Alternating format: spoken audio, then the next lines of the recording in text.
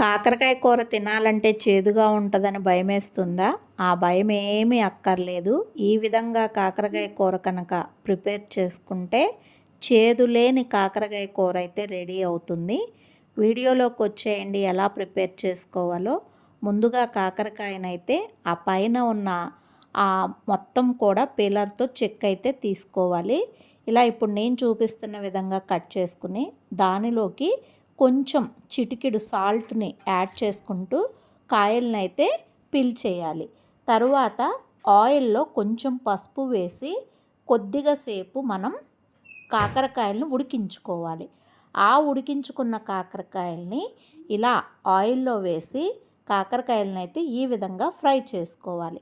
Fry చేసిన కాకరకాయలను తీసి మనం కూరకి కావలసిన తాలింపు దినుసులు వేసుకుని 2 మీడియం సైజు ఆనియన్స్ని నిలువుగా కట్ చేసి కరివేపాకు రెమ్మలతో ఆనియన్స్ని అయితే డీప్ ఫ్రై చేసుకోవాలి.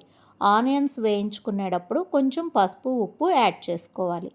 తర్వాత ఇప్పుడు మనం కూరలోకి కొంచెం పచ్చికారం ఒక అర స్పూన్ మాత్రమే వేసుకోవాలి. ఎందుకంటే కాకరకాయ కూరలోకి అసలైన రహస్యం మనం తయారు చేసుకునే స్పెషల్ కారప్పొడి అయితే వేసుకుంటాం కాబట్టి చిటికెడు కారం వేసుకుంటే సరిపోతుంది ఆనియన్స్లోకి. ఇప్పుడు మనము ఆ కారం చూస్తున్నారు కదా, ఈ వేసిన కారము వేడివేడిగా రైస్లోకి కానీ దోశలోకి కానీ చపాతీలోకి కానీ దోశలు ఇడ్లీలోకి కానీ ఎంతో కమ్మగా ఉంటుంది. ఆ కారప్పొడి ఎలా చేసుకోవాలంటే 6 ఎండుమిర్చి, వేరుశనగ పప్పు, పుట్నాల పప్పు, తెల్ల నూములు, ఎండు కొబ్బరి, జీలకర్ర, కొద్దిగా ఉప్పు, వెల్లుల్లిపాయలు వేడి చేసుకుని వేయించుకున్న వాటిని ఈ విధంగా అయితే పొడి చేసుకోవాలి. ఈ పొడిని కూడా ఇప్పుడు మనం ఆయిల్లో వేసి ఒక 5 మినిట్స్ వేయించుకున్నాక మనం వేయించి పక్కన పెట్టుకున్న కాకరకాయల్ని ఈ పొడిలో మిక్స్ అయ్యేటట్లుగా వేయించుకోవాలి. ఈ పని అంతా కూడా మనం సన్నని మంట మీదే చేసుకోవాలి. ఎందుకంటే పొడి మనకి మాడే అవకాశం ఉంటుంది.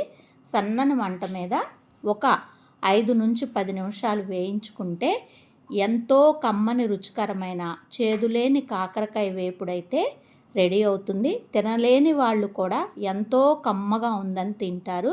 వీడియో నచ్చినట్లయితే like, share, subscribe. Thank you. Bye bye.